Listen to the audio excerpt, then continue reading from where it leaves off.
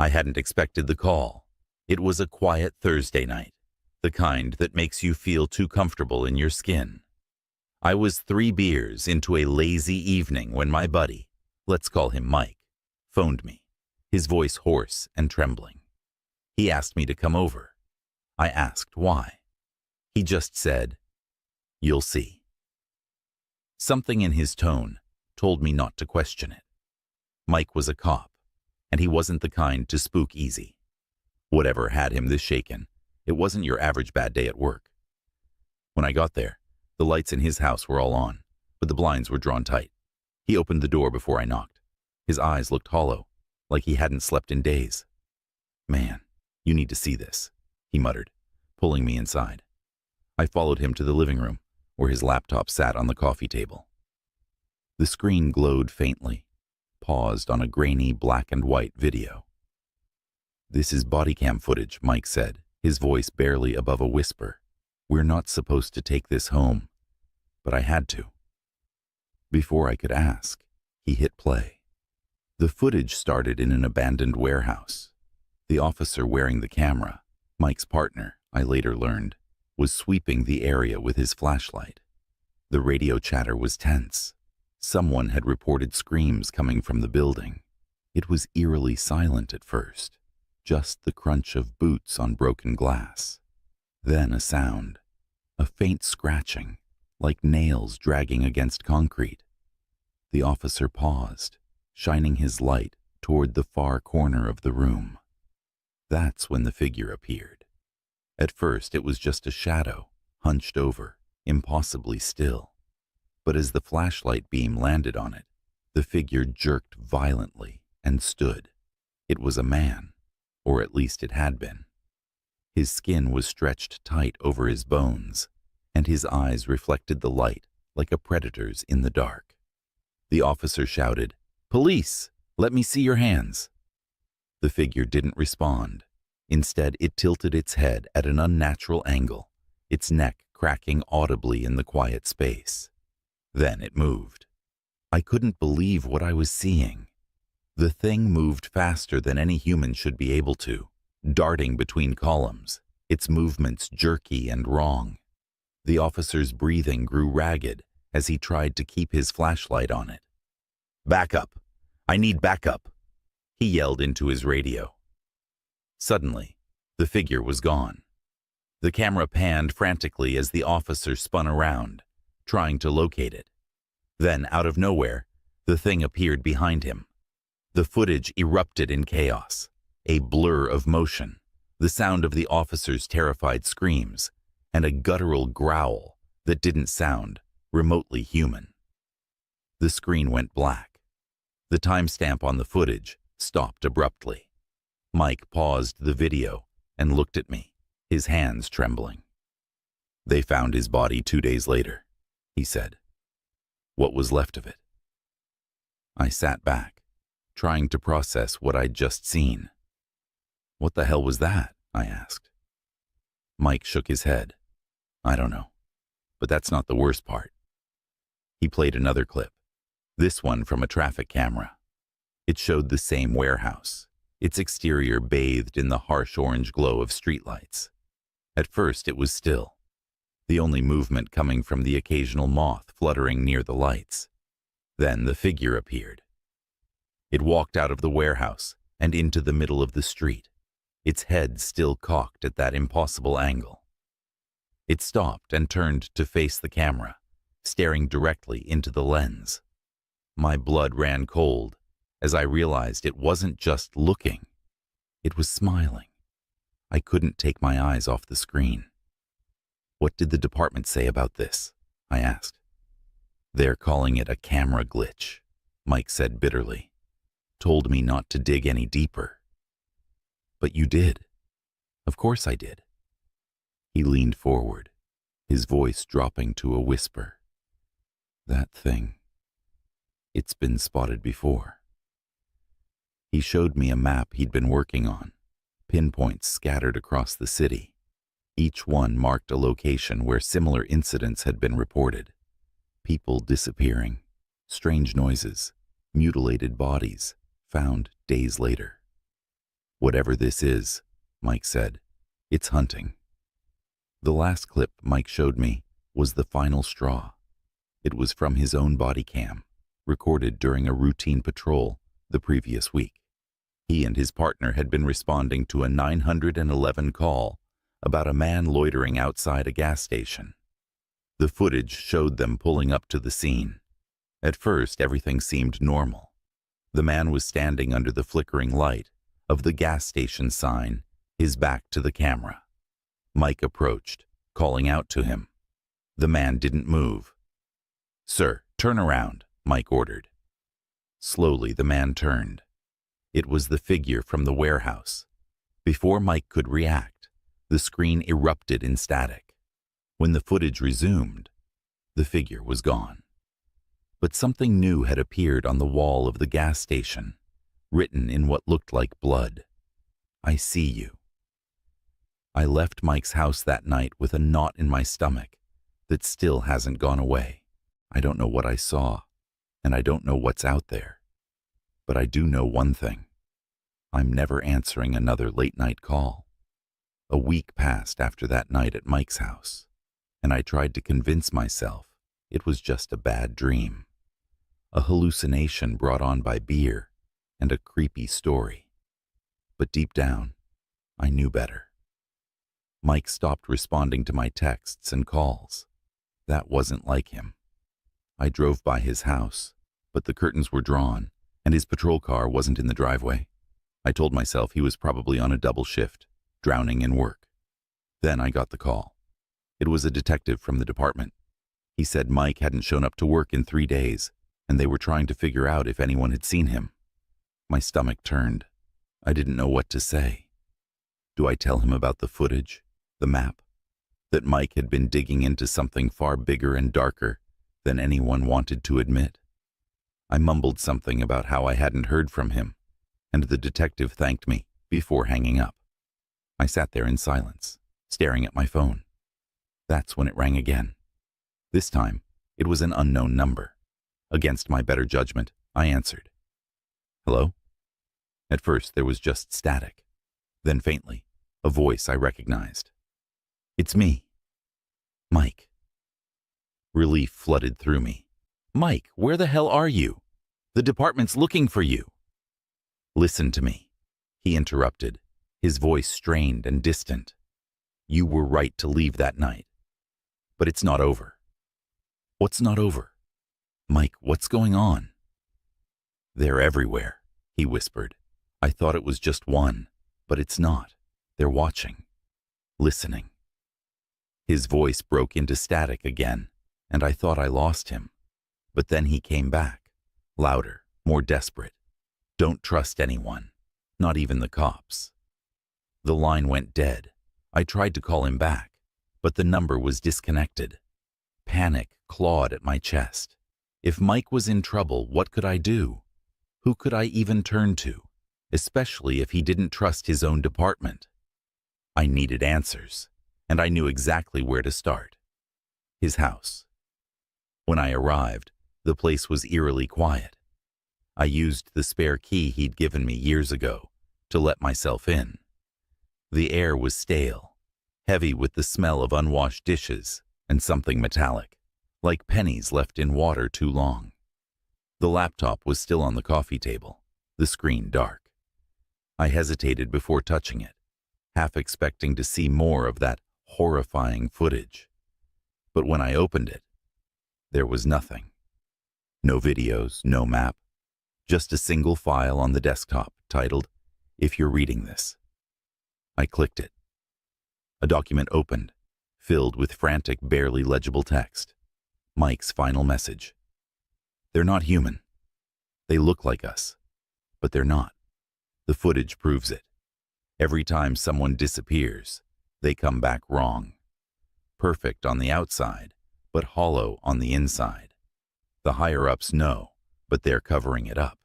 I dug too deep, and now they're coming for me. If you're reading this, you're next. Get out of the city. Don't let them take you. Burn this house. Destroy this laptop. Don't trust anyone, not even me." The room felt colder as I read his words. My skin prickled with the sensation of being watched. I turned slowly, scanning the room, but it was empty. Or so I thought. A faint sound came from the kitchen, a slow, deliberate tapping, like fingers drumming against wood. My heart pounded as I crept toward the noise, each step heavier than the last. When I rounded the corner, I froze. Mike was sitting at the table, but it wasn't him. His head was tilted at that unnatural angle, his eyes glowing faintly in the dim light. His lips curled into a smile, too wide, too sharp. "You should have listened," he said, his voice a distorted echo of the friend I once knew. I don't remember how I got out of the house. The next thing I knew, I was speeding down the highway, the city lights fading in my rearview mirror. I didn't stop until the sun rose, casting a pale, indifferent light over the empty road ahead. Mike was right. They're everywhere, watching, waiting. And now, they know I know. So if you're reading this, consider it a warning. If someone you know comes back different, too perfect, too calm, run. Because once they've seen you, they'll never stop hunting. And when they find you, you won't be you anymore. It was 11:58 p.m. when the call came through. I was slumped on my couch, half asleep, a rerun of some crime drama droning in the background. My police radio, usually silent this late, crackled to life, its static filling the quiet of my apartment. Unit 319. Disturbance reported at Oakwood Apartments. Building C-caller reports screaming from the third floor. Oakwood was a building that carried whispers in our precinct. It was one of those places where you'd expect to find peeling wallpaper and questionable tenants. But what made it infamous was the inexplicable. Officers would refuse assignments there unless they had no choice. Lights turned on in empty rooms. Footsteps echoed when no one was home. I rubbed the exhaustion from my eyes. 319 responding, I said into the radio. The drive over was uneventful, the city silent in that eerie pre-dawn way. By the time I pulled up to Oakwood, the place was exactly as I imagined. Weathered bricks, a flickering neon sign that buzzed faintly in the night air, and a silence so deep it felt like the building itself was holding its breath. I grabbed my flashlight and made my way in, the lobby dimly lit by a single bulb that swung overhead. The air smelled like mildew and something faintly metallic. A chill ran down my spine as I climbed the stairs to the third floor, the creak of the steps echoing like gunshots. Apartment 309. The door was ajar, swaying slightly as if it had just been opened.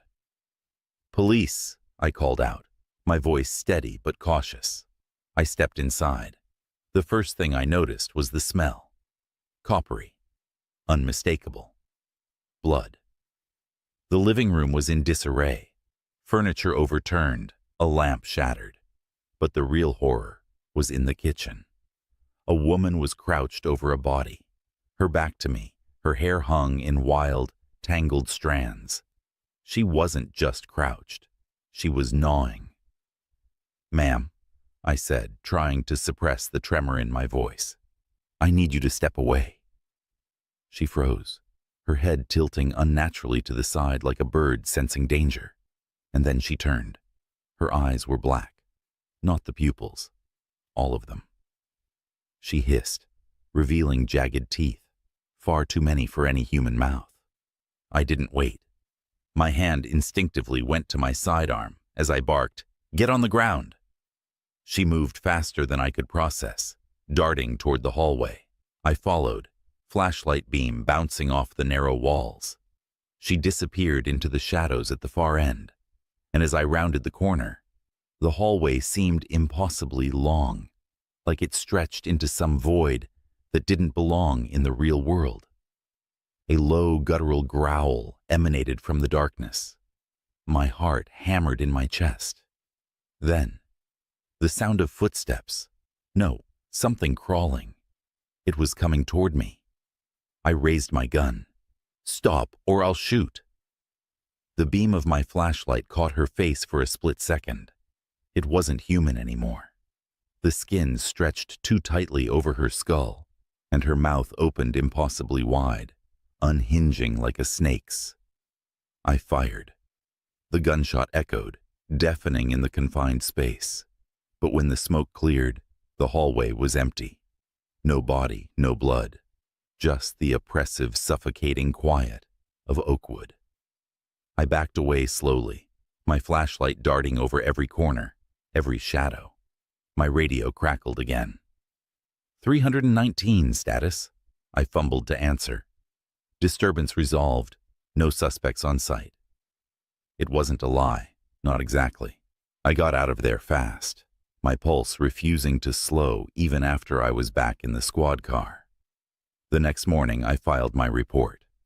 But when I checked the call logs, there was nothing. No report of a disturbance. No record of a call to Oakwood.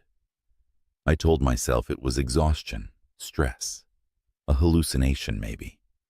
But last night, as I tried to sleep, I heard a faint scratching at my bedroom window. I live on the 4th floor. The scratching didn't stop. It started as a faint, intermittent noise, like tree branches brushing against glass. But as the minutes dragged on, it grew more deliberate, rhythmic, insistent. My heart thudded as I reached for my gun on the nightstand. With every nerve screaming, I moved to the window. The curtains swayed faintly, as if coaxed by some unseen breath. I yanked them aside, gun raised, expecting, I don't know what. Nothing. The city lights twinkled as they always did, indifferent to the chaos roiling inside me. I exhaled, relieved, but the sound of something metallic clattering in my kitchen turned my blood to ice. I crept toward the sound, every creak of the wooden floor beneath my feet betraying my approach. The kitchen light was on, though I knew I'd turned it off before bed. The refrigerator door stood ajar, casting a pale glow that illuminated the room. And there she was, the woman from Oakwood. She was crouched on my counter, her black eyes fixed on me, her head tilted at that same unnatural angle. Her mouth opened, and a voice came out, but it wasn't hers. "Help me." It sounded like a man, deep and guttural, layered with static, like a distorted recording. "Stay where you are," I shouted, gun trembling in my hand. She didn't move. "Help me," the voice repeated. But now it was layered with others, a chorus of voices, male and female, old and young. They overlapped, rising and falling, like some grotesque symphony. I fired. The bullet struck her shoulder, but there was no blood, no reaction. She simply dropped from the counter, landing on all fours with an inhuman grace. The light flickered. Then she charged. I barely had time to move as she lunged, her jagged teeth snapping inches from my face. I hit the ground hard, scrambling backward as she loomed over me, her limbs bending at impossible angles. Her face was inches from mine now, and I could smell the rot emanating from her. "You saw us," she whispered, the words slithering into my ears like a hiss. I squeezed the trigger again and again, the gunshots deafening in the small space. Her body convulsed, the force of the bullets throwing her backward. And then, silence. I lay there for what felt like hours, the gun still clutched in my trembling hands. When I finally dared to move, I turned on every light in the apartment. The woman was gone, but the scratches she'd left on my kitchen tiles were real. So were the spent shell casings littering the floor. The next day, I didn't go to work. I needed answers. I drove back to Oakwood. It was daylight now, the building less menacing under the sun's glare.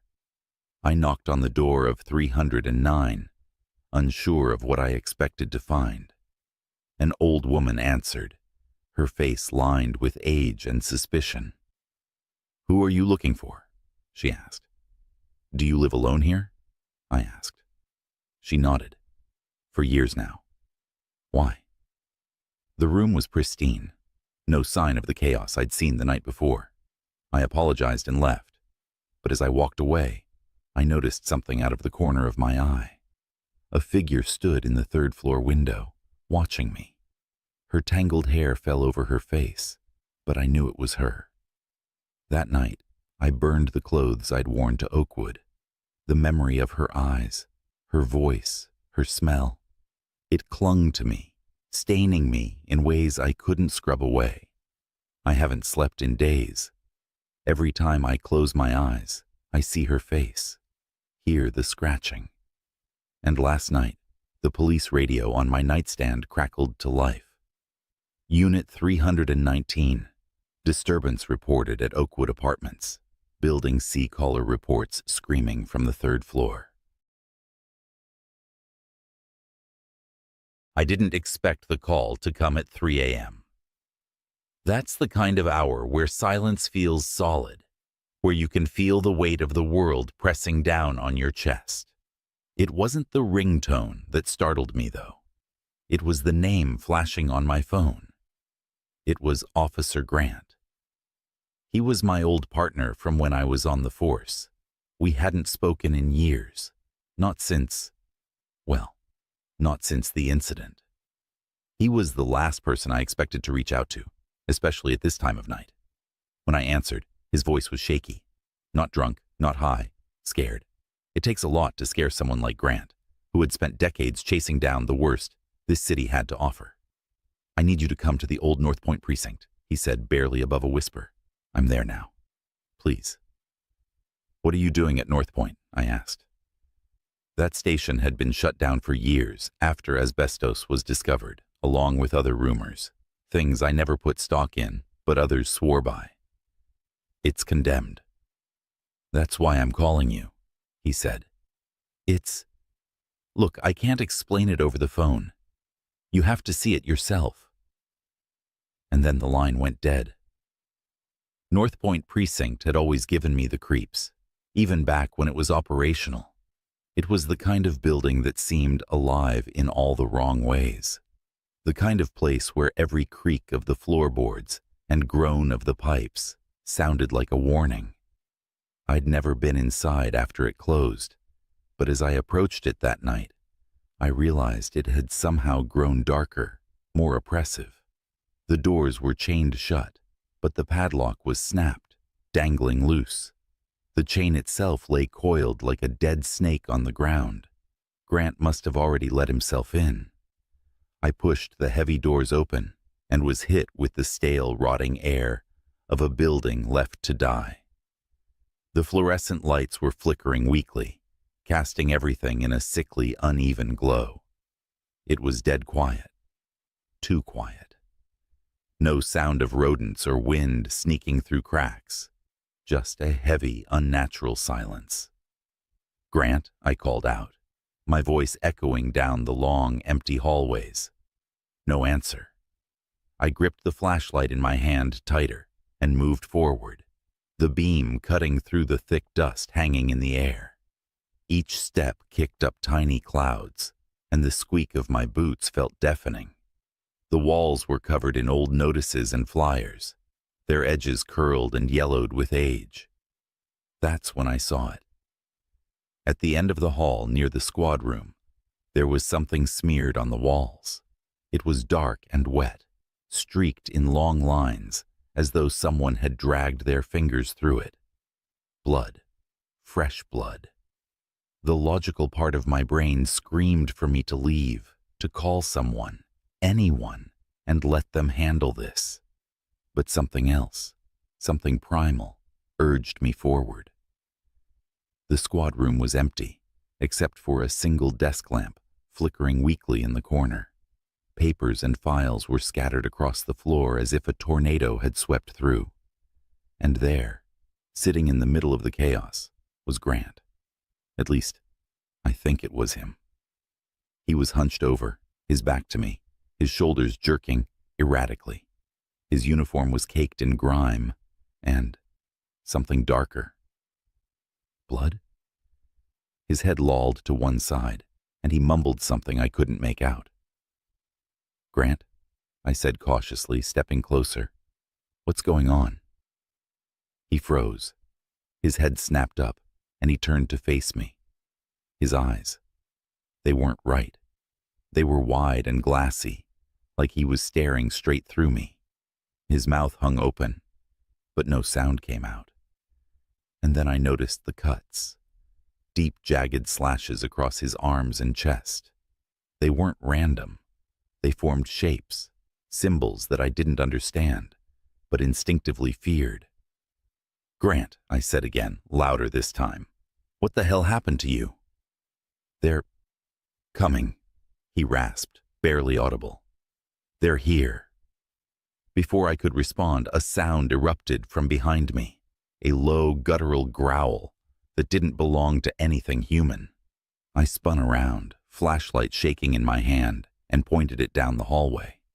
The beam landed on nothing. But the sound didn't stop. It grew louder, closer, filling the air with a sense of suffocating dread. The shadows on the walls seemed to writhe and stretch, creeping toward me like living things. I took a step back, my heart hammering in my chest. Grant let out a choked sob. "Don't look at them," he whispered. "Whatever you do, don't." His words were cut off by a deafening crash. The ceiling above us buckled and cracked, and something massive slammed into the ground, just feet away from where I stood. My flashlight flickered, the beam struggling to stay alive. And then I saw it. It wasn't a person, or even an animal. It was a shape, black and shifting, as though it were made of smoke and shadow. Its edges blurred and twisted, refusing to stay solid. But its eyes, they were there. 2 pinpoints of burning red light that pierced through the darkness. I didn't wait. I grabbed Grant by the arm and hauled him to his feet. He stumbled, muttering incoherently, but I didn't let go. We ran, or more accurately, I dragged him down the hallway, back toward the exit. The thing followed us, its movements impossibly fast, almost liquid. The shadows around it seemed to grow darker, swallowing the flickering light as it came closer. I could feel it behind me, its presence like ice crawling up my spine. We burst through the front doors and into the cold night air. The moment we crossed the threshold, the sound stopped. The oppressive weight lifted. I turned back, expecting to see it chasing us, but the doorway was empty. Just darkness, staring back. Grant collapsed onto the pavement, gasping for air. I knelt beside him, my own breath ragged. "What the hell was that?" I demanded. He didn't answer. Instead, he pulled something out of his pocket, a small, tattered notebook. He handed it to me with trembling hands. "Answers," he whispered, "but you won't like them."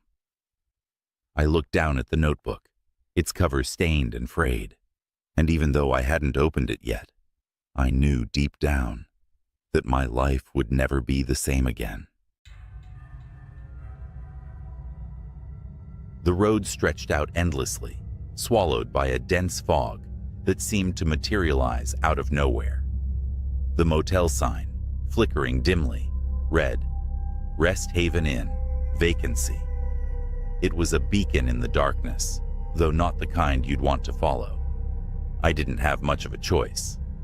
My car's engine sputtered to a halt miles back, and my phone had barely a sliver of battery left. The rain was relentless, hammering down on the hood as if trying to drown the world itself. I stepped out, drenched in seconds, and made my way toward the peeling sign. The motel was one of those places you'd drive past without a second glance. Paint chipped off the walls, the once pristine white now a sickly yellow. A neon open sign buzzed faintly in the window of the office, the light barely illuminating the single desk inside. As I entered, a bell above the door let out a harsh jingle. The man behind the counter was gaunt, his sunken eyes fixed on a small, old-fashioned TV playing static. He didn't look up until I cleared my throat. "Room?" he croaked, his voice a rasp that set my nerves on edge. "Yeah," I replied, trying to sound braver than I felt. "For the night." He slid a key across the counter, its brass surface tarnished. "Room 7. Don't mind the noise." Noise? I didn't ask. I should have. The hallway to room 7 smelled faintly of mildew, and the carpet squished under my boots. The flickering light bulbs above cast strange, shifting shadows along the corridor. I turned the key in the lock, pushing the door open to reveal a cramped room with outdated furniture. A single lamp illuminated the space, its glow barely fighting back the encroaching darkness. I dropped my bag on the bed and exhaled. The rain beat against the window like 1,000 desperate hands. It wasn't ideal, but it would do. That was when I heard it. A faint scratching noise, coming from inside the closet. I froze, the weight of the room pressing down on me. The sound was faint, rhythmic, like nails dragging against wood. My rational side kicked in, whispering that it was just the rain or the old building settling. But something deeper, primal, told me otherwise. I took a hesitant step toward the closet. The floor creaked beneath my weight, and the noise stopped. Dead silence. Even the rain seemed to hush, as if the world was holding its breath. My hand trembled as I reached for the closet door handle. With a sharp yank, I flung the door open. Empty. Just a few rusted hangers swaying gently on the rod, their movement likely stirred by the draft. I let out a shaky laugh, scolding myself for being so jumpy. But as I turned back to the bed, I noticed something. The closet wasn't empty anymore. The hangers were still. But a dark shape had appeared in the back corner. A mass, tall, hunched and silent, almost blending into the shadows. My heart slammed against my ribs as I stumbled backward, nearly tripping over the edge of the bed. The thing didn't move. It was there, but wrong. The darkness seemed to warp around it, like it was swallowing light. "Hello?" I whispered, my voice barely audible over the pounding of my heart. Nothing. And then it lurched forward. I bolted for the door, fumbling with the lock as my fingers refused to cooperate. Behind me, the thing shuffled closer, its breathing wet and raspy, like air being sucked through broken glass. I threw the door open and sprinted into the hallway, not daring to look back. The corridor stretched endlessly before me, far longer than it had been when I arrived. Every door I passed was closed, each one rattling violently as I ran. The flickering lights above dimmed, casting the hall in an eerie twilight. My lungs burned, my feet barely touching the ground as I reached the motel office. The gaunt man was gone. The static on the old TV had turned into faint whispers, an indistinct cacophony of voices speaking in a language I couldn't understand. I slammed my fists on the counter, shouting for help, but no one came. The whispers grew louder, and I felt the presence behind me again. Turning slowly, I saw it standing at the entrance. Only now, it was clearer. The figure was impossibly tall, its limbs elongated and contorted. Its face, or what should have been a face, was smooth and featureless, save for a slit that opened and closed, emitting that sickening, raspy breath. It stepped forward, and the motel seemed to shudder around us. Walls cracked, and the air grew dense, like trying to breathe underwater. I stumbled backward, grabbing at anything I could use as a weapon, my hand closing around an old desk lamp. Without thinking, I hurled it at the thing. The lamp shattered on impact, and for a brief moment the figure recoiled, its form flickering like a broken projection. I didn't wait to see what would happen next. I ran. The rain hit me like a wall as I burst outside, the neon sign flickering violently above the door. My car, dead just hours ago, sat in the lot, its headlights glowing faintly. I didn't question it. I jumped in, turned the key, and, miraculously, the engine roared to life. As I sped down the empty road, the motel disappeared into the fog behind me. But even as I put miles between us, I couldn't shake the feeling that something was wrong. The rain on the windshield looked darker, thicker, almost like tar. The whispers from the office were still faintly audible, growing louder as I drove. I glanced in the rearview mirror and saw the figure sitting in the back seat. There's something about motels that never feels right. Maybe it's the lingering scent of bleach failing to cover something worse, or the flicker of a neon sign casting shadows where there shouldn't be any. That night, I pulled into a motel on a desolate stretch of highway, half dead from exhaustion and fully creeped out by the empty lobby.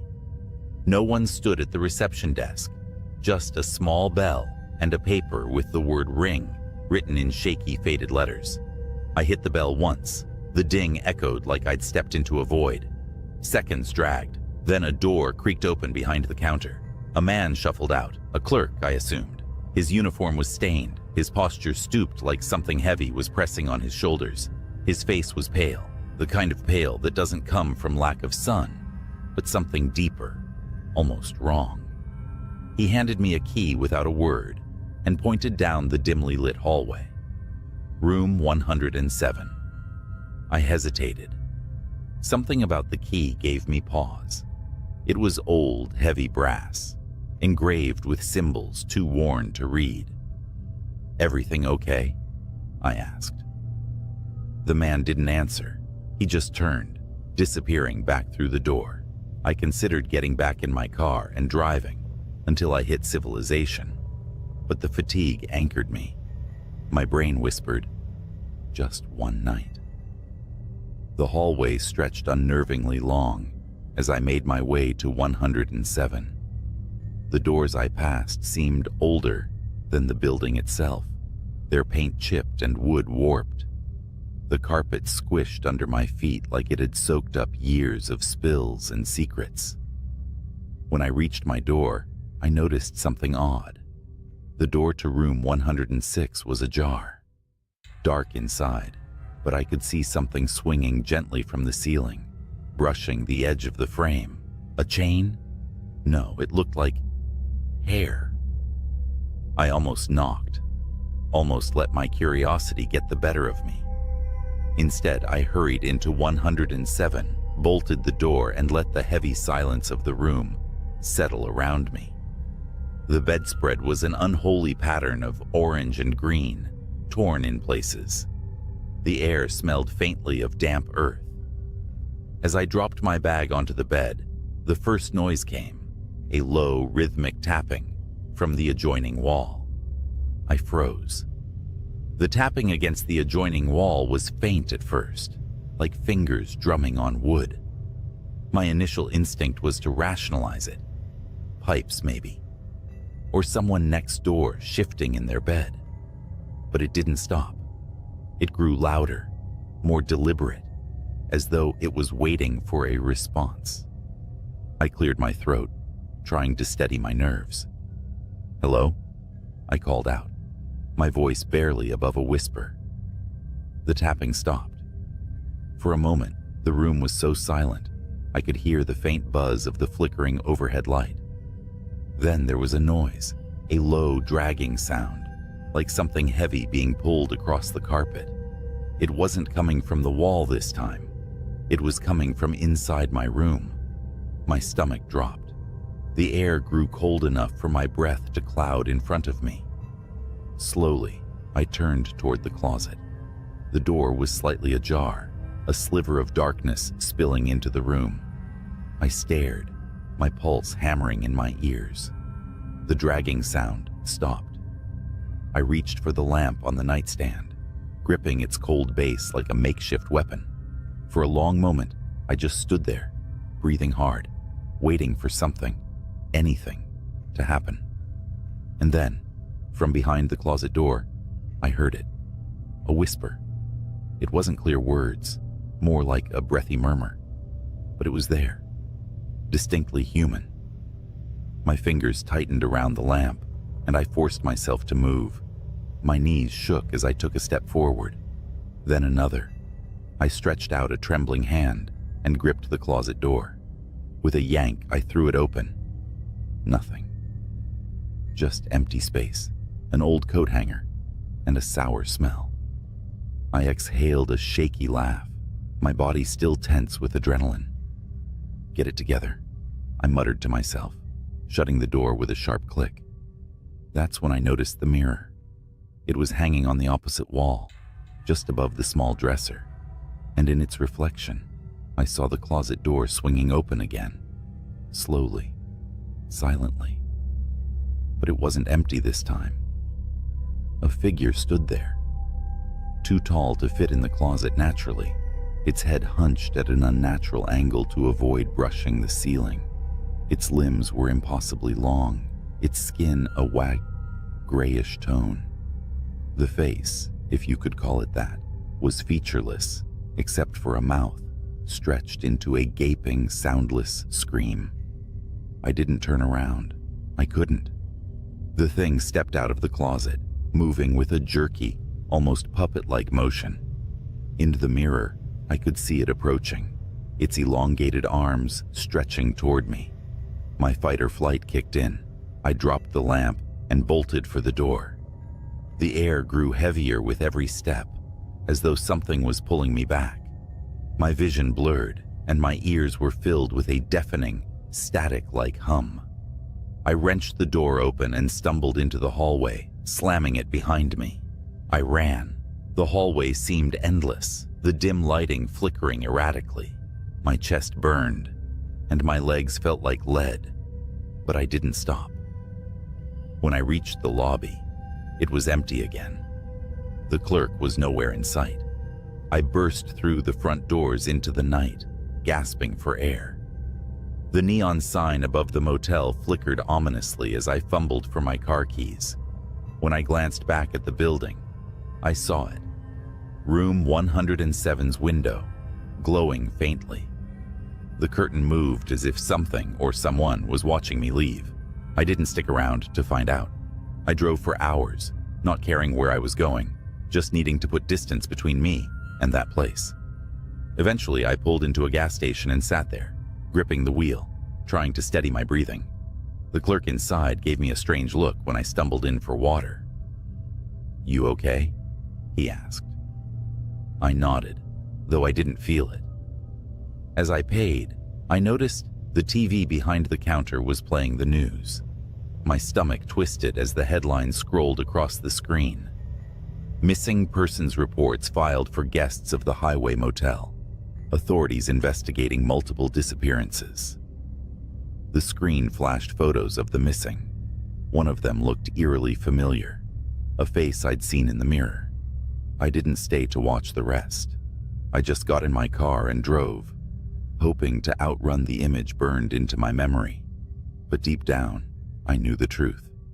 I'd been marked that night, and no matter how far I drove, how fast, I couldn't shake the feeling that something was still following me. The motel's vacancy sign buzzed dimly against the pitch-black highway, each flicker of the neon a whisper, luring me off the endless asphalt. It was nearly midnight, and exhaustion clawed at my skin.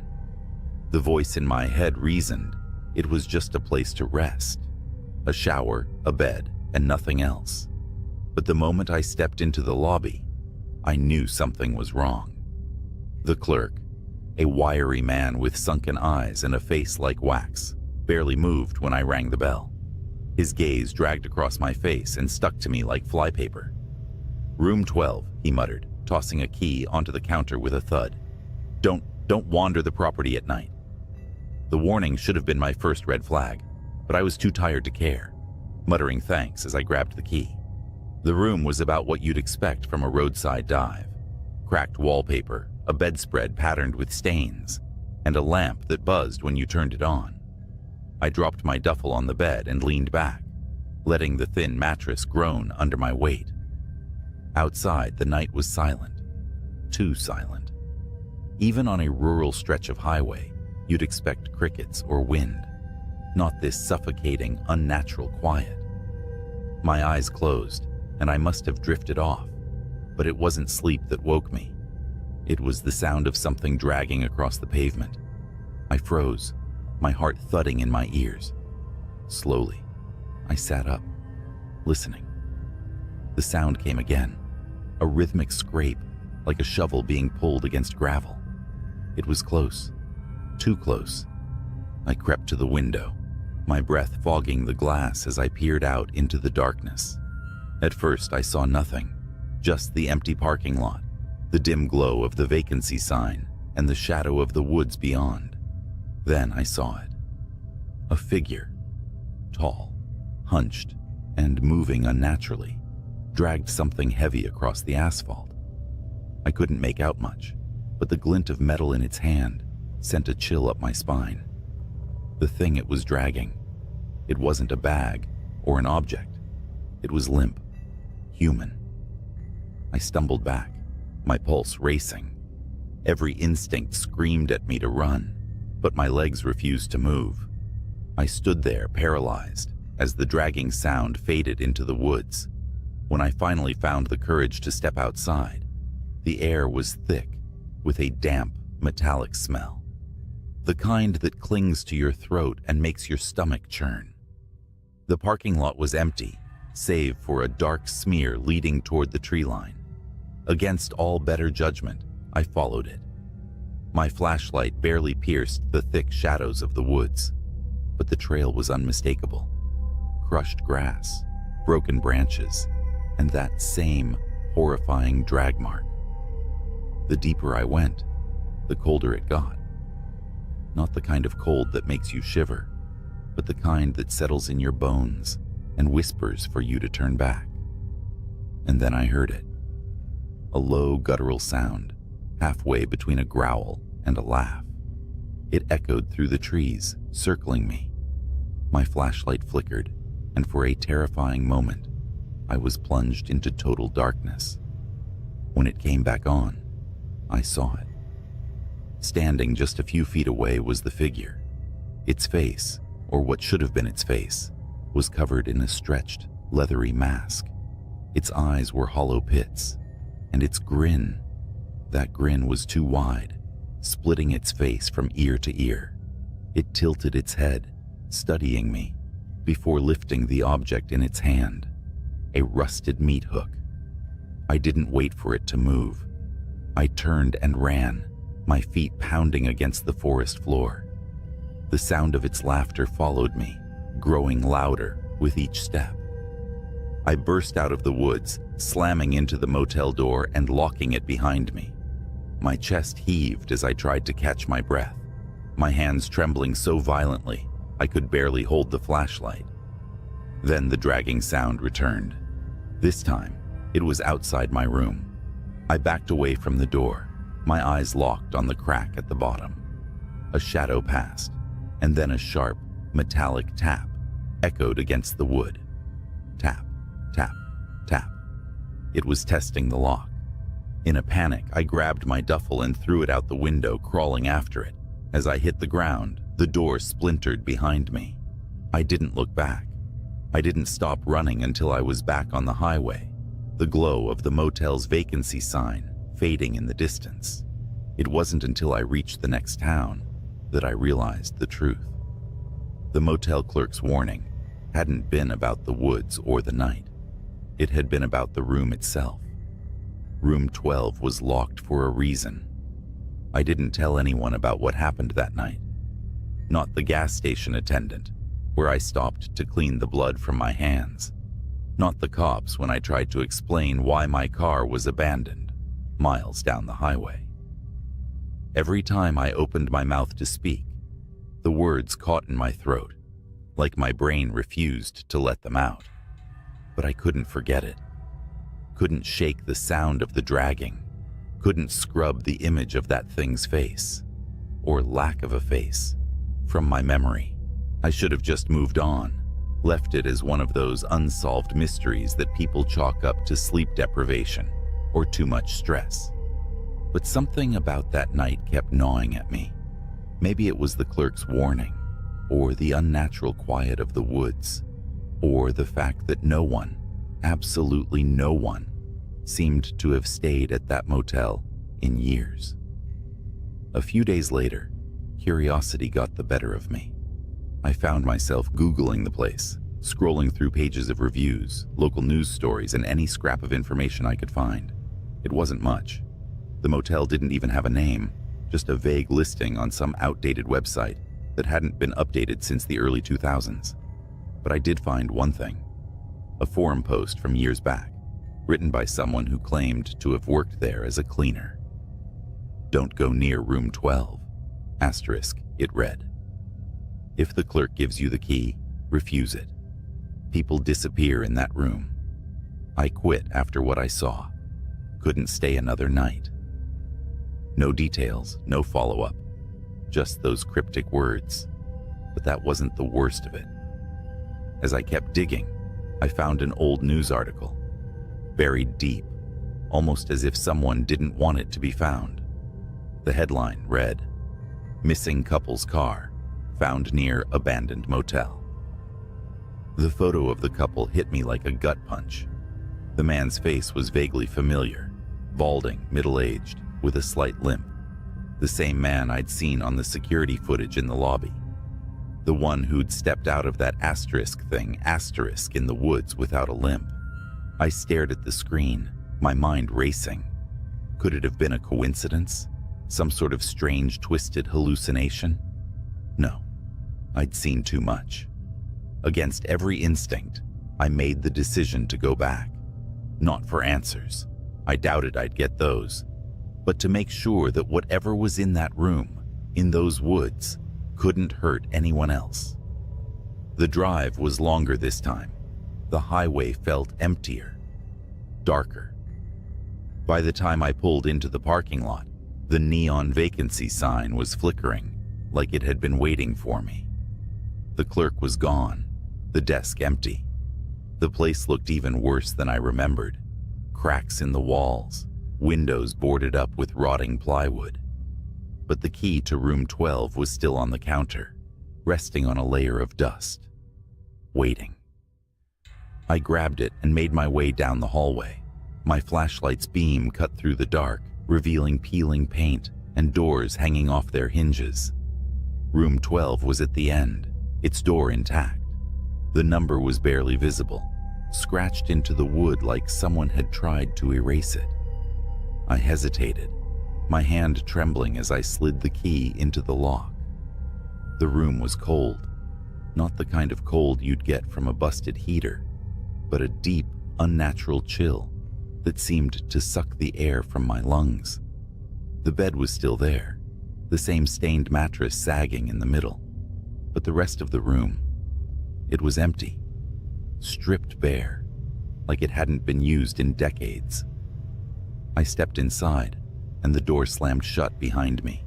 Panic surged through me as I whipped around, yanking at the handle. It wouldn't budge. The temperature dropped further, frost creeping across the window like icy veins. Then I heard it. The dragging sound, louder than ever. It wasn't coming from outside this time. It was coming from under the bed. I froze, every instinct screaming for me to run, but there was nowhere to go. The dragging grew louder, closer. Then slowly, a hand emerged from the darkness beneath the bed. Not a human hand, too long, too thin, its nails blackened and curling like claws. It gripped the edge of the mattress, and then another hand followed, pulling the rest of it into view. The figure was the same as before, faceless, grinning, its body twisted and wrong. But now, I could see what it was dragging behind it. Me. It was my face, my body, limp and lifeless, staring back at me, with dead eyes. The room spun, reality unraveling, as the figure crawled toward me, its grin widening. My flashlight flickered and died, plunging me into darkness. But before the void consumed me, I heard the voice of the clerk, faint and distant. "I told you, don't wander at night." I woke up in my car, parked miles from the motel. The key to room 12 was in my lap, and my knuckles were white from gripping the steering wheel. I don't know how I escaped. I don't know if I escaped, but every now and then, when I'm alone at night, I hear the dragging sound again. You'd think that driving an 18-wheeler through endless highways at night would make you immune to fear. I mean, I've seen it all. Road rage, accidents, even a guy walking naked on Route 66 like he was auditioning for a horror flick. But what happened last month? That wasn't the usual trucker nightmare. That was something else. Something wrong. I'm hauling cargo across Nebraska, about 2 a.m. The road is a strip of black slicing through miles of flat nothingness. It's quiet except for the steady hum of the rig's engine, the kind of quiet that lets your thoughts wander to dark places. Then, my CB radio crackled to life. "Breaker 19, you out there?" The voice was low, shaky. I hesitated. Usually it's other truckers chatting about routes, weather, or just swapping jokes to kill the boredom. But something in his voice had me grabbing the mic. "Yeah, this is Long Haul. What's up?" Static hissed for a moment before his reply came through. I think I'm being followed." "Followed?" I asked, gripping the wheel tighter.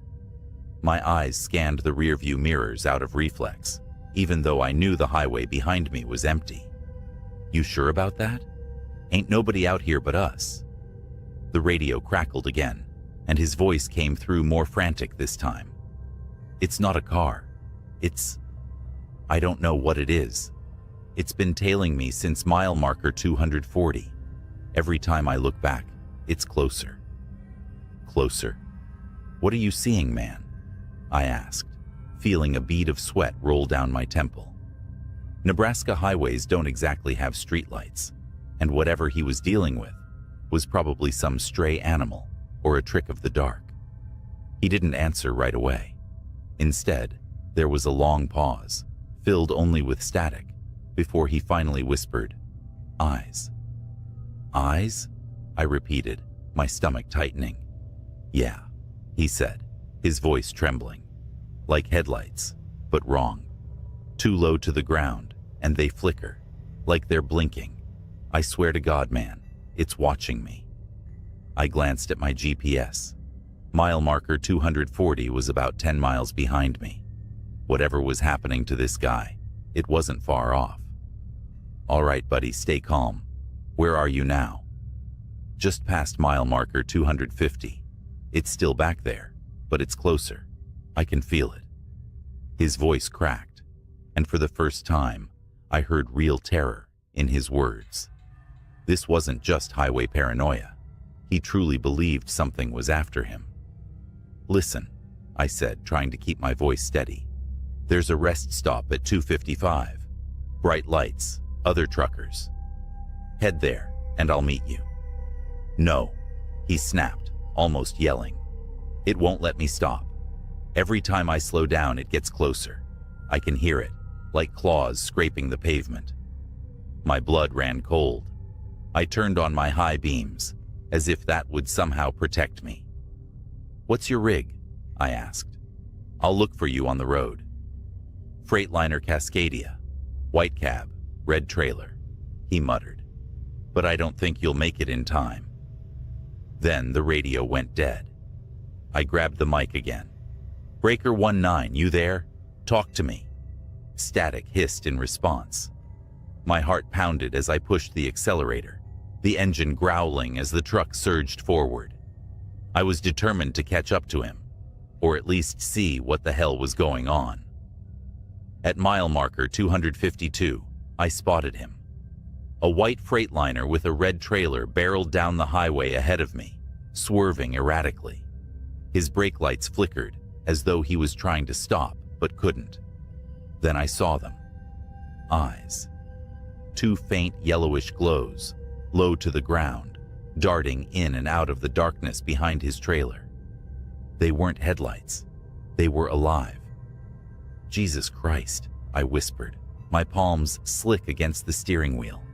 The glowing orbs moved like they were studying him, stalking him. Then, they shifted focus. To me. I felt my chest tighten as the eyes blinked, slowly, deliberately, and locked onto my truck. Suddenly, the Freightliner veered off the road, its horn blaring in a panicked howl. It disappeared into the cornfields, leaving me alone with whatever had been chasing it. The glowing eyes began to speed up, closing the distance between us. I floored it. My rig groaned under the strain, the speedometer climbing past limits I knew weren't safe for a truck this size. But the eyes kept up, growing brighter, hungrier. The road ahead blurred as adrenaline coursed through me. Then I heard it, a scraping like metal on asphalt. It wasn't coming from my rig. It was coming from underneath it. My radio came back to life with an ear-splitting burst of static. A voice came through, distorted and guttural, nothing like the man I'd been speaking to earlier. "You can't outrun it." The sound of claws raked across my trailer, and I felt the whole truck shudder. I gritted my teeth, swerving wildly to shake whatever was beneath me. The weight shifted, and I nearly lost control, the trailer fishtailing dangerously close to the edge of the road. Up ahead, the rest stop appeared like a beacon of hope, its floodlights cutting through the darkness. I didn't slow down. I couldn't. The eyes vanished just as I burst into the parking lot, skidding to a halt amid a few other rigs. My hands trembled as I killed the engine and jumped out of the cab. Nothing. No glowing eyes. No claws. Just the hum of fluorescent lights and the distant chirp of crickets. Other truckers looked at me like I was crazy as I inspected the underside of my truck. Deep gouges ran along the metal, like something with claws had been clinging to it. My legs felt like jelly as I slumped against the side of the cab, breathing hard. "Hey, you all right?" one of the truckers asked, stepping closer. I opened my mouth to speak, but froze when I saw it. Out in the distance, just beyond the edge of the floodlights, two faint yellow eyes blinked. Then they disappeared into the darkness. I quit long hauls the next day.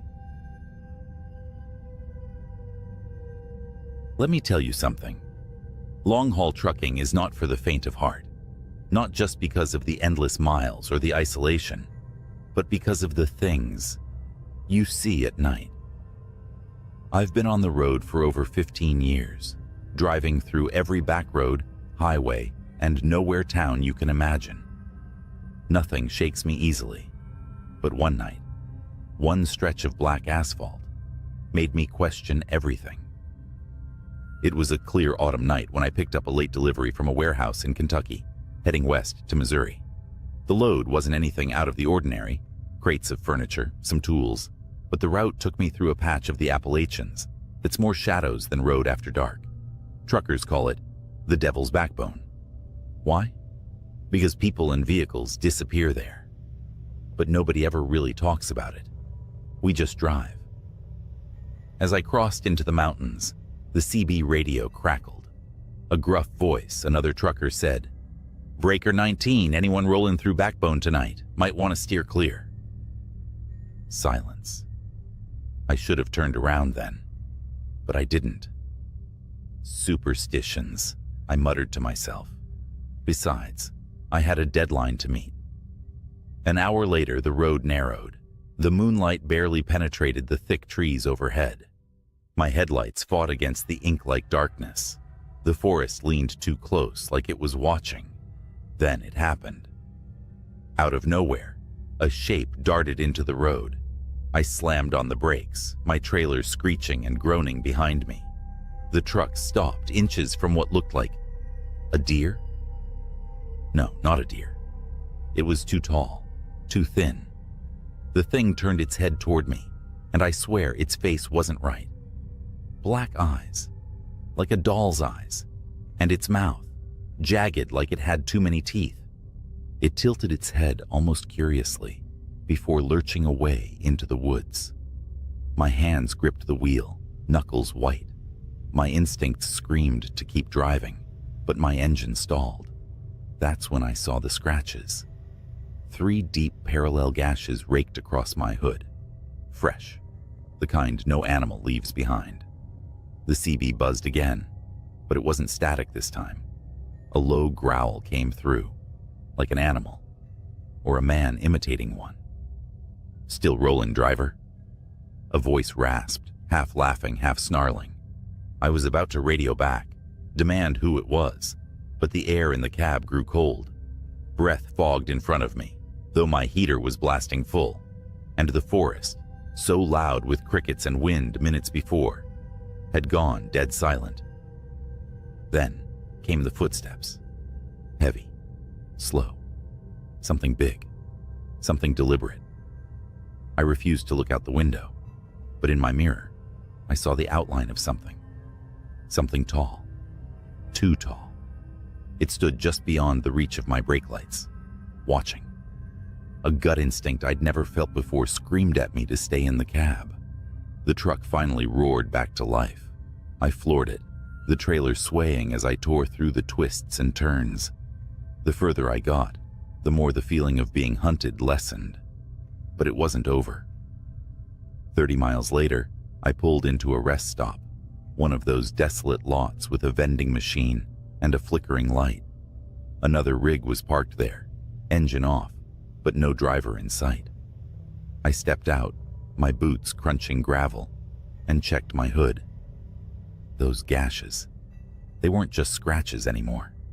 They were smoking, smoldering like they'd been branded into the metal. And then, from the woods beside the lot, came a laugh. Not a man's laugh, not a child's laugh. It was distorted, like a tape player chewing on a bad recording. The hairs on my arms stood on end. "Driver," the same voice from the CB crooned, but this time it wasn't over the radio. It was in the air, behind me. I spun around, but no one was there. Just my truck, just the woods. But deep in those trees, I swear, I saw eyes. Not 2, dozens, blinking in unison. I didn't stay to find out what they belonged to. I climbed back into my rig, locked the doors, and drove until dawn. When I finally reached Missouri, the scratches on my hood were gone, replaced by pristine metal, like nothing had ever happened. But I know what I saw. And every time I pass through Appalachia, I see those same blinking eyes in my nightmares. If you're driving through the Devil's Backbone, keep your eyes forward, your windows shut, and don't stop for anything. A week passed, but the shadows of that night followed me. Truck stops felt quieter than usual, the roads darker, and the CB radio, even when silent, felt ominous. The scratches may have disappeared from my truck, but the memory of them burned in my mind. And then, the real nightmare began. My next haul was a routine trip, heading south toward Alabama, a midnight run. As always, I preferred driving at night. Less traffic, more peace. But peace was the last thing I found. It started with my GPS going haywire. One moment it showed a straight route. The next, my truck icon spun wildly, as if I'd veered off-road. I checked my map, recalibrated, and pushed on. That's when I noticed something. The mile markers weren't right. Each marker was different.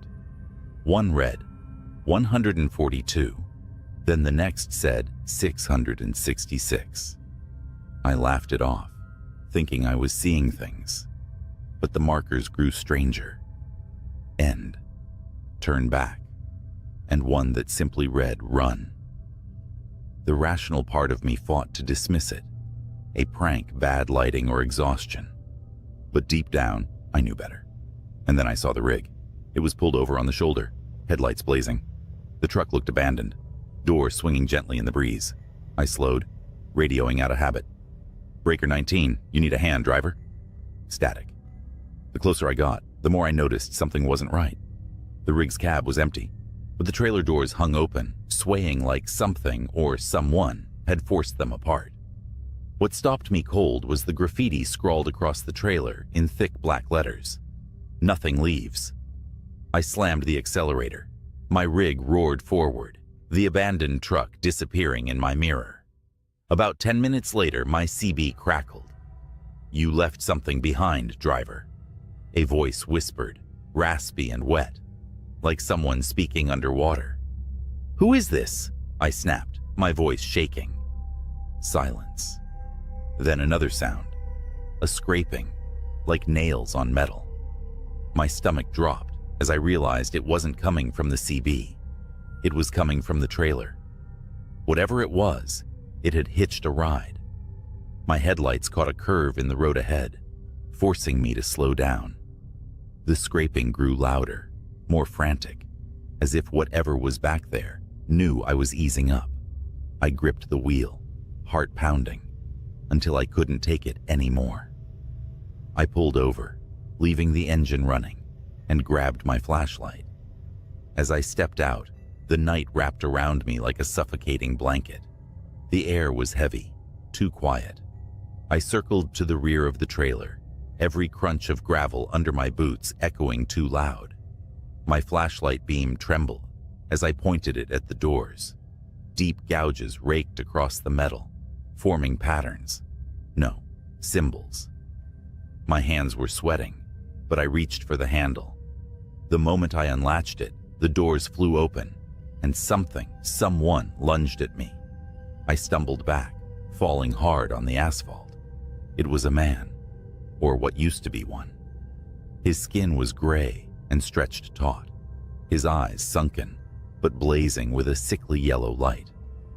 His mouth twisted into an inhuman grin as he crawled toward me, on all fours, faster than any human should. I scrambled back, yelling, "Stay the hell away!" But he didn't stop. His movements were jerky, like a puppet on strings, and his grin widened impossibly as he reached out. That's when I heard it. The sound of tires screeching, a horn blaring, and then the crunch of impact. Another truck coming around the bend had plowed into the figure, throwing it into the ditch. I staggered to my feet, breathing hard, as the driver of the other rig jumped out. "You okay?" he asked, looking me over. I pointed to the ditch, but when we checked, the thing was gone. Only a smear of dark, oily blood remained. We didn't talk much after that. The other driver offered to follow me to the nearest truck stop, and I didn't argue. The rest of the drive was uneventful, but the entire time, I felt those eyes on me, watching, waiting.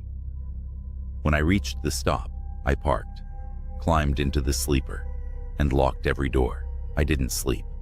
I couldn't. Somewhere out there, in the vast darkness, that thing was still lurking.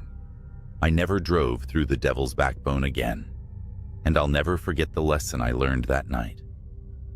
Some roads aren't meant to be traveled.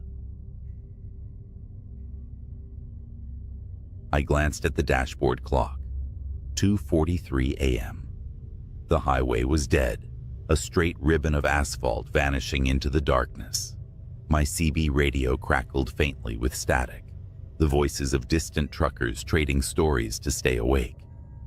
I adjusted my cap and yawned, the hum of my 18-wheeler lulling me into a dangerous sense of calm. Then, out of nowhere, a voice broke through the static. "Eastbound on I-70. Anyone else seeing this?" The voice was shaky, breathless, like someone who just ran a marathon. I grabbed the mic. "Eastbound here. What's going on?" Static swallowed his reply, but I heard enough to send chills down my spine. "Black semi. No lights. Coming up fast." I shifted in my seat, suddenly wide awake. My headlights illuminated nothing but the road ahead, bordered by skeletal trees and the occasional mile marker. I checked my rearview mirrors. Nothing but empty black. "Anyone else out there?" The voice called again, this time frantic. "Calm down." I said into the mic. "Where are you exactly?" I think mile marker 82. It's behind me." "Oh God, it's right on me." The transmission cut out with a burst of static. My heart thudded against my rib cage. Mile marker 82 was about 10 miles ahead. I pressed harder on the gas, my truck rumbling as it picked up speed. I don't know why I felt compelled to go faster. Curiosity? Duty? Or maybe some primal part of me was already screaming, "You should turn back." 10 minutes later, I reached marker 82. The asphalt gleamed under my headlights, but the road ahead was empty. I slowed down, gripping the wheel tighter. My CB buzzed again, but it was faint this time, almost garbled. "Don't stop." The message made my skin crawl. I rolled my window down slightly, letting in the cold air. That's when I noticed something. The faint sound of a horn, long and mournful, echoing in the distance. It wasn't coming from the highway ahead. It was coming from behind me. I checked my mirrors again. This time, there it was. Far in the distance, but unmistakable. A massive black semi, its outline barely visible against the night. No headlights, no running lights, just a hulking shadow on wheels. My pulse spiked as I grabbed the CB mic. "Whoever's out there, is this some kind of joke?" I asked. But my voice betrayed the fear clawing at my throat. The response came in a whisper so faint I had to strain to hear it. "It's not a truck. Don't stop. Don't let it catch you." The shadow in my mirrors grew larger. It was closing in, fast. I pushed the gas pedal to the floor, the roar of my engine filling the cab. My trailer swayed as my speed climbed past 80, then 85. But no matter how fast I went, the black semi kept gaining. Its horn blasted low and guttural, vibrating through my chest. It wasn't the horn of any truck I'd ever heard. It sounded almost alive. The CB crackled again, and the faint whisper returned. "Don't look at it. Whatever you do, don't look at it." I didn't want to, but when the thing roared up beside me, I couldn't stop myself.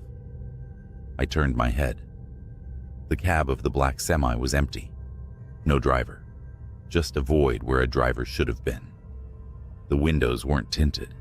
They were black holes, devouring the light of my headlights. The truck's grille was bent into a wicked snarl, like some kind of metal maw. I yanked my eyes back to the road and slammed the accelerator harder. My truck groaned under the strain.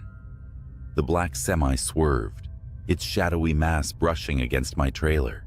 Sparks flew, lighting the darkness like fireworks.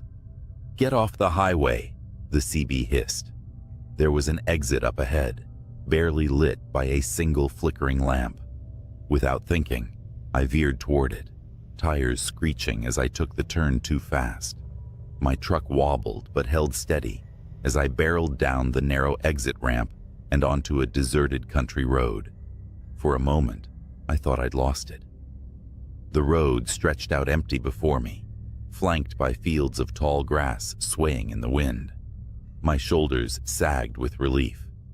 But then the horn sounded again, closer this time, and my blood ran cold. In my side mirror, I saw it. The black semi was following me off the highway. "Leave me alone," I shouted into the CB, but the static gave no reply. The road grew narrower, twisting and turning through the darkness. The black semi's headlights, no, the absence of headlights, loomed behind me, swallowing the faint glow of the moon. Up ahead I saw it, a bridge, old, rickety, and far too narrow for two trucks. I didn't slow down. If the thing wanted to take me out, it would have to follow me across. The bridge groaned as my truck rolled onto it. Wooden planks creaked and snapped under my weight. I made it halfway across before I heard a deafening crash behind me. I glanced in the mirror and saw the black semi barreling onto the bridge. Its sheer size was too much for the old structure. The wood splintered, and the bridge began to collapse. I floored it, the edge of the bridge just a few yards away. The black semi's horn blared one last time, a guttural scream that sent chills down my spine. Then the bridge gave out entirely. I felt my rear tires hit solid ground, just as the rest of the bridge crumbled into the river below. I slammed on the brakes and skidded to a stop, my chest heaving. Behind me, the black semi disappeared into the churning water, its horn fading into silence. For a long time, I just sat there, staring at the empty road ahead. The CB crackled once more, a final whisper cutting through the static. "You made it, but it'll be back." I never took that route again. Hell, I've never driven at night since. Whatever that thing was, it wasn't a truck. And if it ever comes for you, don't stop. Don't look at it, just run. It was supposed to be a quiet escape, a weekend alone in a cabin deep in the woods, no distractions, just me, a few books, and the endless sound of leaves brushing against the wind. I had rented the place off a small website that specialized in remote getaways. No ratings, no reviews, but the photos sold me. It looked peaceful, and God knows I needed peace. I arrived just before sunset, and everything seemed perfect. The cabin stood in a clearing, surrounded by tall pines that swallowed most of the sky. There was a creek nearby, and the air smelled of moss and damp earth. Inside, it was cozy, a wood-burning stove, a single bed, and an old oak table by a window overlooking the woods. But the first oddity, the key wasn't where the owner said it would be. The email instructions were clear. Keys under the mat. It wasn't. I ended up finding it inside the mailbox, and while that wasn't too strange, it still gave me pause. Who leaves keys in a mailbox? Shaking it off, I unlocked the door, dropped my bag, and settled in. By the time the sun dipped below the tree line, I was already sipping a cup of tea and flipping through a novel. It felt like the beginning of the tranquility I'd been chasing. That peace didn't last long. Just as darkness enveloped the cabin, I heard the sound, a faint rhythmic tapping. I froze, straining my ears.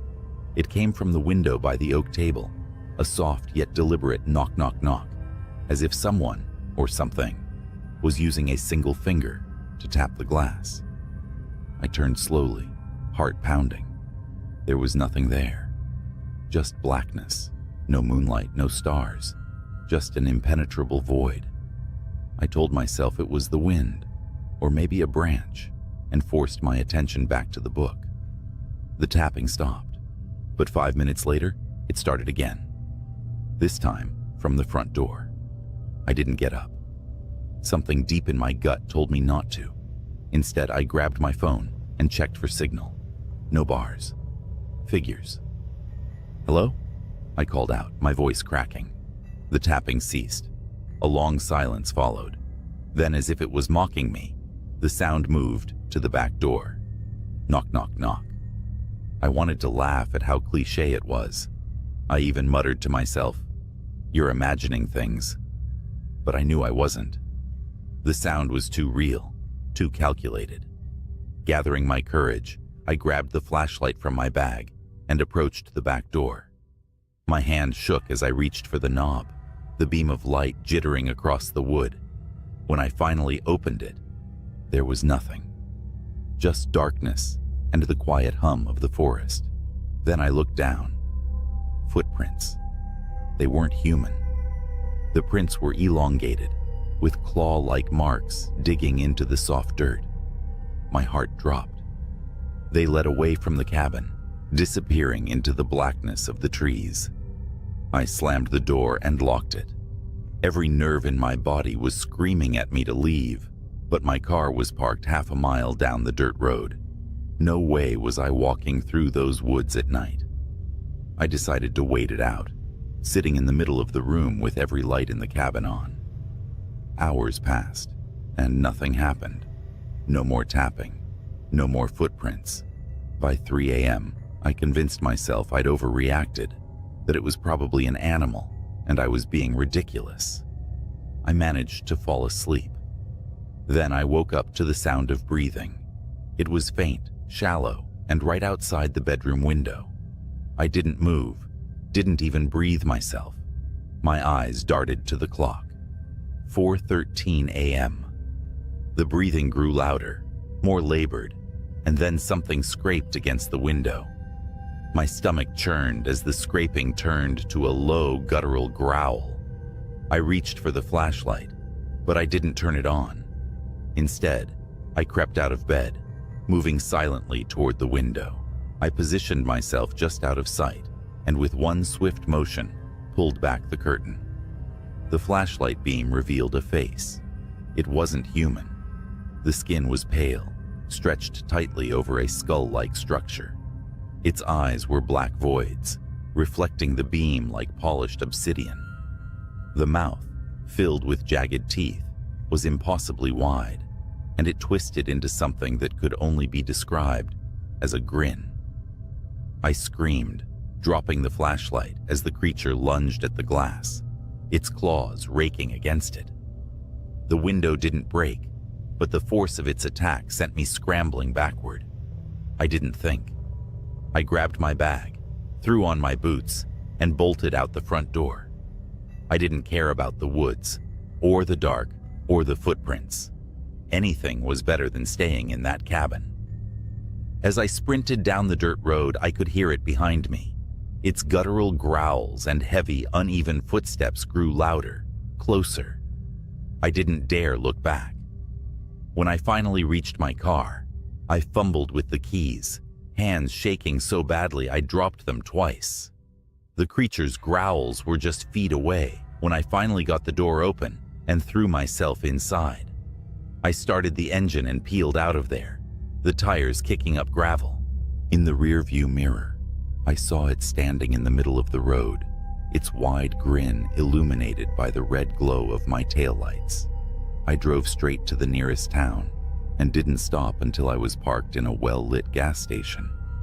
I spent the rest of the night in the car, locked with the engine running, until the sun came up. I told myself I'd call the cabin owner, demand an explanation, maybe even report what I'd seen, but I never did, because deep down, I knew no one would believe me. And honestly, I don't want to know what that thing was. I didn't go home that morning. Instead, I drove aimlessly, putting as much distance as possible between me and that cabin. Every so often, I'd glance in the rearview mirror, half expecting to see that thing following me down the road. But the road remained empty, save for the occasional car or truck. After about 3 hours of driving, I pulled into a diner off the highway. My hands were still trembling as I sipped a cup of coffee, the warmth doing little to settle my nerves. The waitress noticed my state, but thankfully she didn't ask questions. I couldn't have answered them if she had. Once I felt steady enough, I pulled out my phone.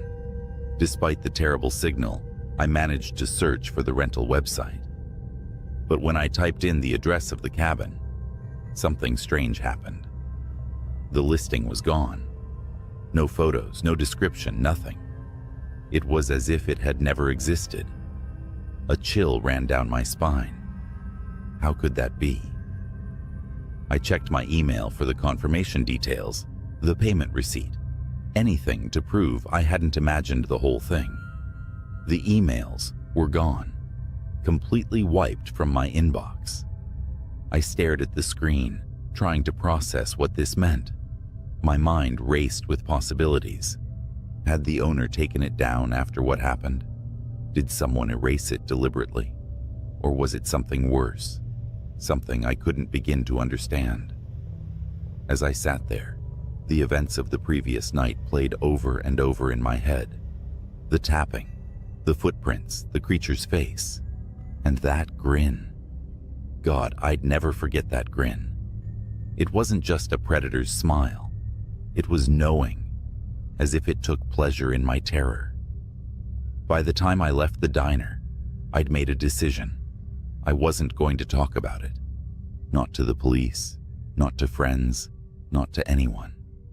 People wouldn't believe me, and honestly, I didn't want them to. The last thing I needed was someone curious enough to go looking for that place. For weeks after, I had nightmares. I'd wake up drenched in sweat, hearing that guttural growl or feeling the weight of those black, empty eyes staring at me. I tried to convince myself it was just a trick of the mind, some bizarre hallucination brought on by stress and isolation. But deep down, I knew better. About a month later, something happened that shattered whatever flimsy logic I'd been clinging to. I was at a friend's housewarming party, trying to force some normalcy back into my life. I'd been avoiding social gatherings, but this one felt safe. Just a few familiar faces, some drinks, and no mention of cabins or woods. For a while, it worked. I almost felt like myself again. Then someone new arrived, a friend of a friend. He was tall, lanky, and a little awkward. Nothing unusual. But as he stepped into the room, I felt my stomach drop. There was something about the way he moved, the way his eyes darted around the room, taking in every detail. It reminded me of something I couldn't quite place. And then he smiled. It wasn't the same grin, not exactly. But there was an echo of it in the way his lips curled, just a little too wide. His teeth just a little too sharp. I froze, my drink slipping from my hand and shattering on the floor. The room went silent as everyone turned to look at me. The stranger's eyes locked onto mine, and for a split second, I swore I saw something flicker in their depths, something dark and endless, like the void outside that cabin window. "Are you okay?" he asked, his voice perfectly normal, perfectly human. I muttered an apology, blaming the spilled drink, and quickly excused myself. But as I left the party, I felt his gaze follow me all the way to the door. I didn't sleep that night. I couldn't shake the feeling that he knew where I'd been, what I'd seen, maybe even what had followed me back. That was a year ago. I moved to a new city after that, far from any woods or cabins. I keep to myself, avoiding crowds and strangers, and I never ever let myself be alone at night. But every so often I catch a glimpse of something out of the corner of my eye, a shadow that moves just a little too fast, or a figure standing too still in a crowded place. And when I look, it's gone. I don't know what I brought back from that cabin, or if it was ever truly gone in the first place. All I know is this: some doors once opened can never be closed. The cabin wasn't supposed to be rented out that night. That's what the guy at the front desk mumbled, his eyes darting nervously between me and the old reservation book. "Ah, yes, we had a cancellation," he said, sliding the key across the counter without meeting my gaze. You'll have it all to yourself." That's what I wanted, a secluded retreat in the middle of nowhere. It had been a rough year, and the idea of quiet solitude in a rustic, isolated cabin seemed like a perfect way to reset. Still, his hesitation nagged at me as I drove up the winding gravel path into the woods. The cabin sat on a ridge overlooking a dark, still lake. It looked just as advertised, cozy, weathered, and welcoming. But as I parked my car and stepped out into the cold air, the hairs on the back of my neck prickled. Something about the way the trees seemed to close in, the utter lack of sound, felt wrong. Shaking it off, I hauled my bags inside and locked the door. The interior was just as quaint as I'd hoped: a stone fireplace, hand-carved furniture, and a creaky old staircase leading to a loft bedroom. The only oddity was the massive antique mirror mounted above the fireplace, its ornate frame gleaming in the flickering light of the single lantern I'd brought in. I remember thinking it didn't fit the rustic aesthetic. It was too grand, too heavy, almost regal. Its reflective surface seemed to suck up the dim light, making the room feel darker. I shrugged and lit the fire, settling in for what I thought would be an uneventful night. The fire crackled warmly, its glow casting dancing shadows across the cabin walls. Despite the warmth, an unease I couldn't shake lingered. It wasn't the isolation, I'd craved that, but the oppressive quiet. No wind in the trees, no chirping insects, not even the gentle lap of the lake against the shore. It was as if the world beyond the cabin didn't exist. I chalked it up to nerves and poured myself a drink, sinking into the worn armchair by the fire. The mirror loomed above me, reflecting the flames in a strange, warped way. I tried to ignore it, but my eyes kept drifting back, drawn by a flicker of movement. Something in the reflection, just at the edge, didn't match the room. I leaned forward, squinting at the mirror. Behind me, the reflection showed a faint shadowy figure standing near the staircase. My heart stopped. Slowly, I turned my head. Nothing. Just the empty staircase. I laughed it off, a trick of the light, I told myself. The whiskey playing games. I decided to head to bed. Climbing the creaky stairs, I tried to ignore how the air seemed heavier, thicker, as if the cabin itself was exhaling around me. The loft bedroom was cozy, the bed piled high with heavy quilts. I crawled in, pulling the covers tight, but sleep didn't come easily. Every sound seemed amplified, the ticking of the old clock on the wall, the faint rustle of the trees outside, and footsteps. No, that was impossible. I froze, listening intently. There it was again. Soft, deliberate, moving across the cabin floor below me. My throat went dry. I had locked the door, hadn't I? Quietly, I slipped out of bed and crept to the edge of the loft. Peering down into the living room, my stomach churned. The fire had gone out, leaving the room in darkness, except for the mirror. It shimmered faintly, like a pond catching moonlight, and in its surface, I saw them. Figures. Dozens of them, moving in the room below, their shapes vague and wrong. They didn't walk. They drifted, their limbs too long, their heads tilted at unnatural angles. I stumbled back, my foot catching on the edge of the rug. The noise echoed through the cabin, and instantly all movement in the mirror stopped. Every figure turned, their hollow eyes locking onto me. Then, one by one, they began to climb the stairs. Panic surged through me. I ran to the bed and grabbed the lantern, its feeble light casting weak beams into the dark. The footsteps were louder now, impossibly heavy. I could hear the wood groan under their weight. I didn't wait to see what would emerge from the shadows. I bolted for the window. I threw it open, the icy air biting my face.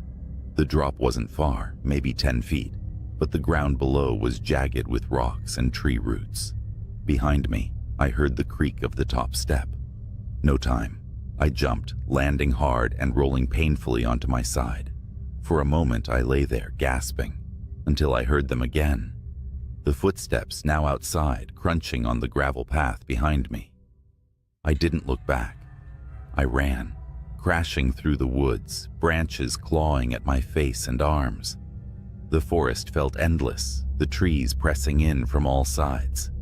I stumbled into the lake's clearing, its black water rippling faintly in the moonlight.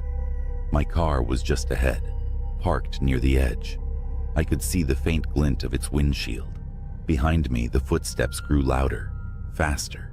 I fumbled with my keys, my hands shaking as I yanked the door open and threw myself inside. The engine roared to life, and I slammed the car into reverse, spinning it around on the narrow path.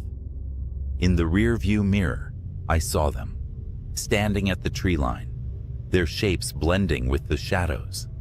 They didn't follow, just stood there, watching, as I sped away. I didn't stop driving until the sun rose, until the sight of other cars and open fields reassured me I was back in the world of the living. I told myself I'd imagined it, that isolation had played tricks on me. But that doesn't explain the scratches on my arms, or the faint handprints on the inside of the car window. I'll never know what those things were, or why they were waiting for me in that cabin. But I know this. Sometimes solitude isn't peaceful. It's a trap set for the living by something that doesn't belong in our world. And it almost had me. The crunch of gravel beneath the tires was the first thing that struck me. That, and the way the towering pines swallowed the light whole. The rental cabin looked like it had been sitting there for decades, nestled in the woods just outside of Asheville. It wasn't on the map. Not really. The listing on the site was vague. Rustic charm for nature lovers.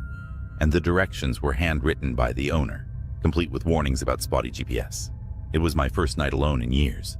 No roommates, no partner, no one asking me for a thing. Just me, a couple of horror novels, and a weekend of silence. Heaven, right? I stepped out of the car, the late October air biting at my skin. The cabin was unassuming, wooden slats weathered gray, a roof that slumped slightly, and windows fogged with grime. It was perched on a slight hill, overlooking a lake that glittered under the sliver of moonlight. The first thing I noticed inside was the smell. Damp wood and something faintly sour, like milk left too long in the sun. I told myself it was normal for old cabins. The second thing was the silence. Not the comforting quiet I'd imagined, but an oppressive, heavy stillness. Even the frogs and crickets outside seemed muted. I unpacked quickly, shoving my bag into the only bedroom, before making myself a mug of cocoa. By 9 p.m., I was curled up in an old armchair, with a tattered blanket, book in hand. I thought I'd feel at peace. Instead, I felt watched. It was subtle at first, that weird sixth sense we all get sometimes. But then, halfway through a chapter, I caught it. The unmistakable sound of floorboards creaking. My eyes darted to the hallway. Empty. It's an old house, I mumbled to myself. Houses creak. It's nothing. But my gut churned, because the creak hadn't come from just anywhere. It was right outside the bedroom door. I closed the book, stood up, and walked over, trying to steady my breathing. The hallway stretched into darkness, broken only by the faint outline of the bedroom door. I stepped closer, flipping the light switch. Nothing happened. The bulb above me flickered and stayed dead. Another creak. Not the wood this time. This was behind me, the living room window. I spun around, heart hammering in my chest. The chair I'd been sitting in was now turned slightly, facing the window. I hadn't touched it. I would have heard if it scraped across the floor. "Hello?" I called out, my voice barely above a whisper. No response, just the wind rattling the trees outside. I tried to shake it off, telling myself it was paranoia. Maybe I hadn't noticed the chair before. I locked the front door, checked the windows, and double-checked the back door before heading to bed. My skin prickled as I lay there in the dark, every creak and groan of the cabin amplified by the silence. But nothing happened. I drifted off eventually. I don't know what woke me. Maybe the cold, maybe the silence.